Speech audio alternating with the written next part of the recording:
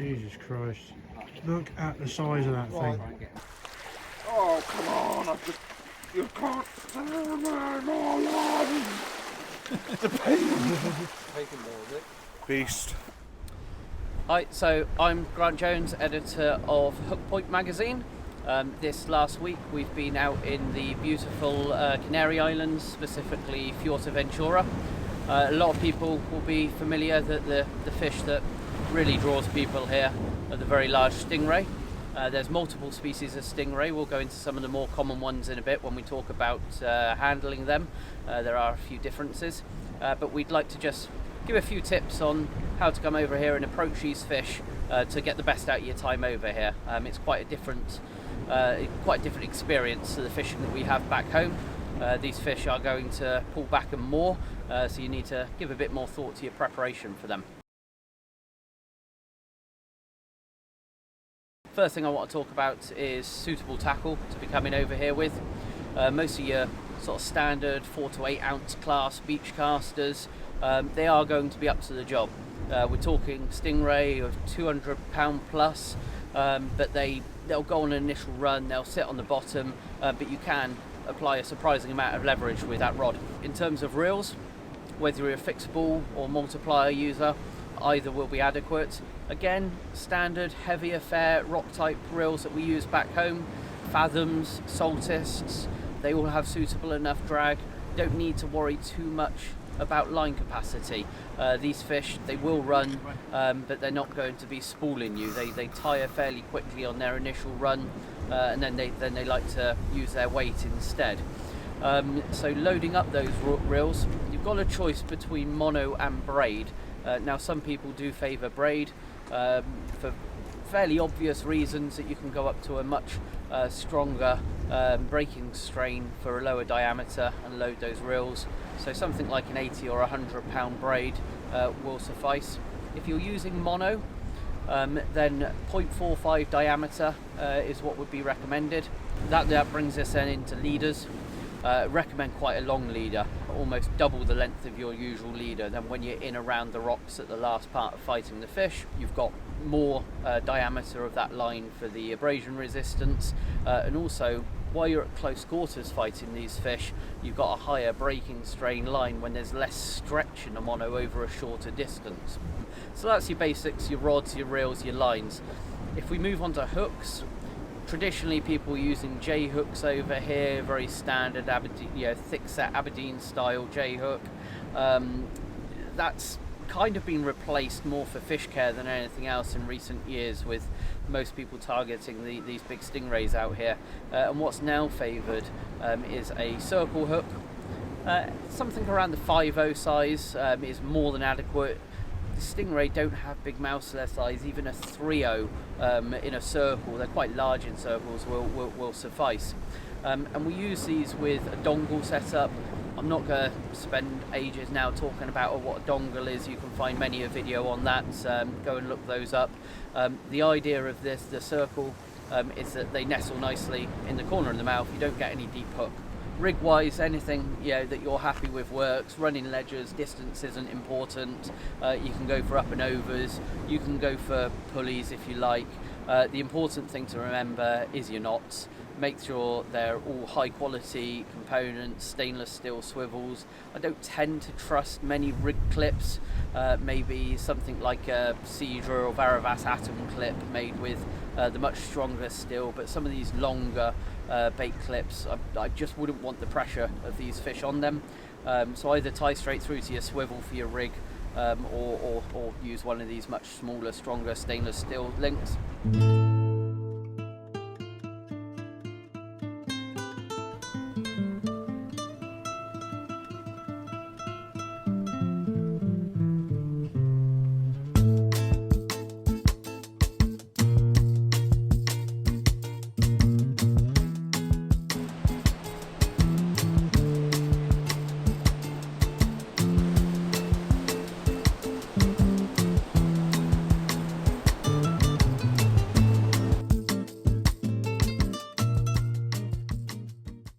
So moving on to bait. Now, when a lot of us were first coming out here, The supermarkets had good stocks of joey mackerel, scad, pilchard, sardines, that sort of thing. One thing to remember though is they do not look after their fish very well over here. How they are fit for human consumption is anybody's guess. I doubt they're really fit for fish consumption most of the time. They're very soft. They do catch, however you do tend to find that you're baiting up with these fish every 5 minutes, 10 minutes if you're lucky. There's lice, there's little bream, there's everything to peck away at these baits, and they do not last long at all being so soft. You can bring your own bait out, that is an option, but it's not one I'd favour. It's just extra luggage, extra baggage, and it really doesn't give you much advantage. What I'd suggest is getting some prawn and coming out on any sort of rocks, headlands you can with a little bit of depth of water, and target a fish called boga. So it's a small slimline variety of bream with a massive eye, very distinctive, look them up, and target those. And they are fantastic as bait. Now any other small bream you catch, or little grunts, or anything, any small fish can be used as a bait. It's surprising what the rays and indeed other bycatch fish over here will take. However, boga just seems to have the edge over all the others for some reason. Now you do need to be aware of the minimum sizes for the fish. When you apply for your license, you get a link. Once you've been provided with your license, it will give you all the minimum sizes. Won't recite all those now, you can look them up. They're surprisingly small, to be honest, so you don't need to be worrying too much about measuring all the fish. They're quite small, unless you get a very mini version, it's going to be okay. Try and catch these on the day that you're using them. Target a mark to collect your bait before you go and target your big fish, because they are best as fresh as possible. And they do last on the hook, unlike those softer baits I've mentioned, so that gives you a great advantage, because you've got the confidence that you've got a bait in the water. It's a waiting game for these big rays. You don't want the time that they pass through all your hooks to have already been stripped. You got leader on the reel?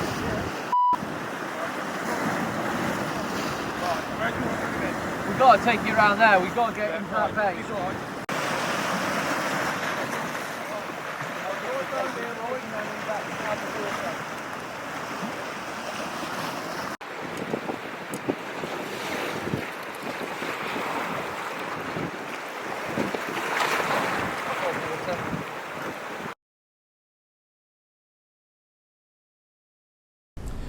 Okay, so fighting the fish. We talked a little bit about this when we was talking about the tackle requirements. So fairly standard rock heavy gear rods are going to be sufficient over here, the stuff we use back home. But how you use them is pretty important. First of all, when you get to a mark, think about where you're going to play and land a fish from. Make sure you've got good firm footing underneath, because you are going to need it, because you are going to exert a lot more pressure than you will have done on any fish that we have back in UK waters. Look for where you're going to land that fish. Bear in mind these fish will run left to right, so you need to be prepared that you might have to adapt. You may need to hop over some rocks. You may need to have other people on hand to pass that rod to if you need to get round anything in particular, because there's going to be a lot of tension on that line. It's very easy to make a mistake at that point. These rays, they will run initially, and they seem to spend most of their energy up on that first run, whether through just lack of energy or intelligence. They do realise pretty quickly that just using their weight sat on the bottom is very effective at stopping us from getting them in. Some of the ray species are more effective at this than others, not just due to weight, but due to physical shape and the ability to suction down. So there's one ray, one of the bigger species you'll catch out here, called the round fantail ray. And the second they get any structure to cling to, whether that's flat on the bottom or vertical up the side of a wall, they will grab hold of it and they will cling onto it, and there's very little you're going to do to move 100, 150, 200 pound ray that's deciding to hold there.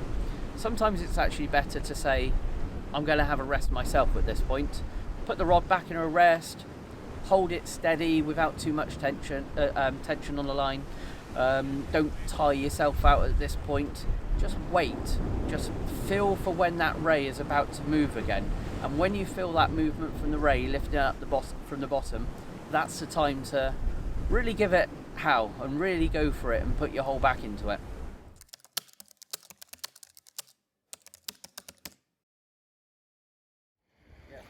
You put the pressure on the different way they're going, but we'll usually go the other way. Just watch him on this corner here, Roy. Yeah, I don't think you're anywhere close to that. So. Once he gets round that side, you just got to make sure you're playing at close quarters because there are boys.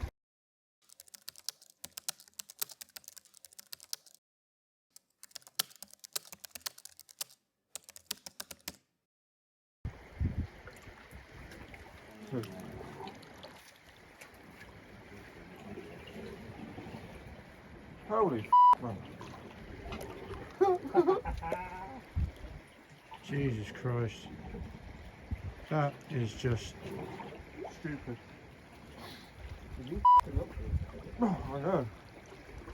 it's like the world's biggest closed-cup mushroom. Got him up. Look at the size of that Right. thing. Try and get him round. I don't know what to do with it.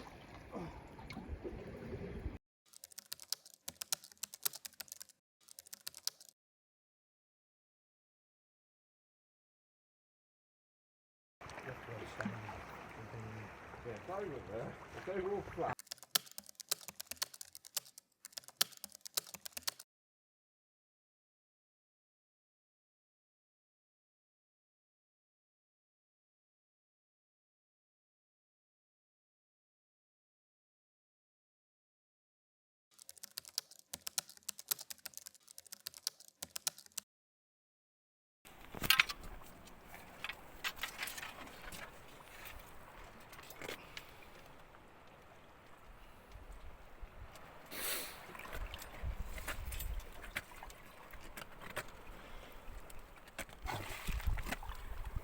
Alright.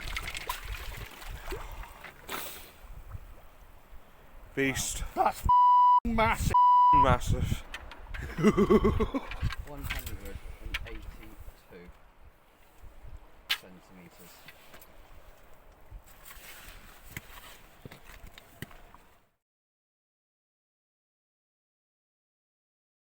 So when you first bring the ray up onto the beach or the edge of the rocks, if you're on a rock mark, first of all, keep it partially covered in water. It will keep the ray calmer. It's better for the ray. It's obviously going to be better for you as well. It's going to be easier to release the ray at the end as well and get it swimming off safely. If it's got a bit of water on the beach for buoyancy or on the rocks, far better for the fish. In no circumstances do we want to flip them onto their backs. They've got a protective coating over their skins, and if you flip them over for unhooking and so on, you do risk causing damage to them. You will notice the underside starting to go pink through stress very quickly if you're forced to do this. Now coming back to the sting, the bit that we really want to be careful about. Have a wet towel to hand. When it's safe to do so, you can take hold of the end of the tail, which will keep the tail from moving, and then wrap the towel around the sting and place your hand gripping the base of the sting and the tail. You've got it there, it's not going anywhere, and then you can hold that sting steady while somebody else is unhooking, or hold it in that position for your photo to be taken. You can keep a hold of that as you release the fish back into the water, and then that's the last thing you let go of and step back on, and done like that, nobody should get an unexpected sting. A couple of things to be aware of then with stings. Some fish have multiples. They can grow out underneath each other and they haven't shed the old one, so just watch for that as well. And then the different species can be a bit more active with their tails and stings than others. So long-tailed rays, long-tailed stingray, whip that thing all around, all over the place. Now fortunately it has got a very long tail, and the sting isn't anywhere near the end, so you've got something to grab a hold of, calm it down while you get the towel around that tail. But definitely be aware of that, and also be aware they'll bring them right up over their heads. So don't think that if you're right by the front of the ray that you're in the safe zone. Really, you want to get round behind them where you can approach the end of the tail and then address the sting with the wet towel. So yeah, long-tailed rays, flipping it around all over the place. Eagle rays do the same, that tail never stops moving. Common stingray, they really love arching their sting back up over their back, almost like a scorpion. You'll see a lot of them sting themselves in the back, and you'll see the marks on them and a bit of blood coming off the back where they get themselves. So keep your hands away from the top of those. Don't be tempted to stroke the back of the ray for two reasons. You don't want to remove that protective coating, and you don't want that sting getting you. The big round fantail rays, now they're the most docile with their tail, probably because it's a massive lump of a tail at the base of it, and it's going to take a lot of energy to move that thing out of the water. But you still need to be aware of it. They still pack a heavy sting, they still will whip it round every now and again. So get the towel there, but they're the most docile. Butterfly rays, two species actually, spiny and smooth. Only one of them with a stinger. You'll note which one it is. But these are the ones that you hear of people having a few misfortunes with every now and again, because their sting's almost it's very easy to miss, because it's almost non-existent at times. They've got the dumpiest little tail with a little sting sat on top of it, and people think, well, that can't do much, until they hold the ray slightly wrong, kicks round, gets stung in the arm, stung in the leg, whatever it may be. So just watch out for them as well. But there's nothing to grip there, there's nothing to hold, just stay away from it. Now, manoeuvring these rays, as I said, you really want to be unhooking them at the edge of the water, so you're manoeuvring them as little as possible. But whatever you do, don't go putting your hands in the spiracles or two holes at the top of the ray and dragging it by those. There's a membrane in there, you will tear it, you will lead to a very high probability of post-mortality for that ray. Now, if you need to move a ray, getting your hands in under the wing and levering it up, if the tide's dropped a bit from where you've beached it, and gliding it back into that water that way while somebody's got a hold of the sting is the way to do it. So long as your hands are not going into its mouth, there's nothing on the underside of those rays that's going to cause you any damage. Unlike white skate, but we can cover them another time, and their razor underside. So yeah, just gradually glide it in. Now, some people will use gaffs. Now, not going to recommend it, but in some situations, if you're experienced with it, if you're getting it through a thick section of the wing, that's actually far better for the fish to guide it and maneuver it around some rocks than people sticking their fingers in those spiracles and dragging the fish up by by their full weight by those spiracles. So yeah, if you're experienced with gaff, if you want to use that, your call. We'll leave that to you. Just obviously make sure that you're going for one of the wings, well away from the organs, and far enough in on the wing that it's not just going to tear straight out. Some of the species, the rough tails for instance, the long tails, go very, very thin on the wings, so not the easiest ones to gaff. Same with the butterflies. So where you can avoid it at all possible, don't lean towards a gaff, but if you think it's in the best interest of the fish to guide it round to a safer position, to manoeuvre that fish, then personal choice there.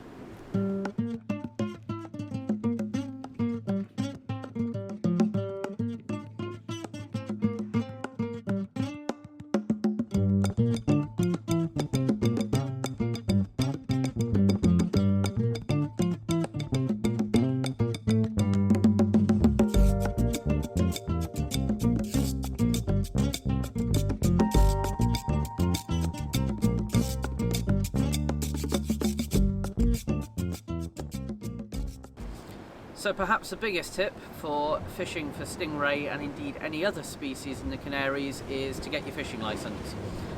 You can't fish the sea out here without one, and you will risk confiscation of all gear, confiscation of vehicles, confiscation of anything used in the pursuit at that time for fishing. There's prison sentences, there's fines, there's a whole raft of punishments for fishing in the Canaries without a licence. Now, it used to be quite tricky to obtain a licence. You used to have to go down to local town hall, fisheries office, and apply in person. That ate into your first day of fishing. But now you can just go online. We'll put the link in the description of this video, but it's SpanishFishingLicenses.com. And what you get there is you actually get a licence that covers you for the whole of Spain, the Balearics and the Canaries. And it covers you for 5 years. I think it's just short of €50. Somebody goes and fills out all the paperwork on your behalf, emails it through to you. You can just print that out, take it with you. I like to cut them out, laminate it, keep it in my wallet. One of the pieces of information they need when you obtain a license is your passport number. This, I assume, is just to prevent fishing license sharing, so they can attach it to the individual. So when you carry your license around with you fishing, you do also have to carry your passport with you. Now, leave that in your glove box if you like. The vehicle's never usually too far away, but remember, when you're out fishing, you must have that license on your person, you must have the passport so they can match it up. When you get sent these licenses through, you also get links to species that you are not allowed to target, minimum size lists, so some really useful background information that make your trip much more enjoyable and make sure you don't get into any trouble fishing on foreign ground in the process.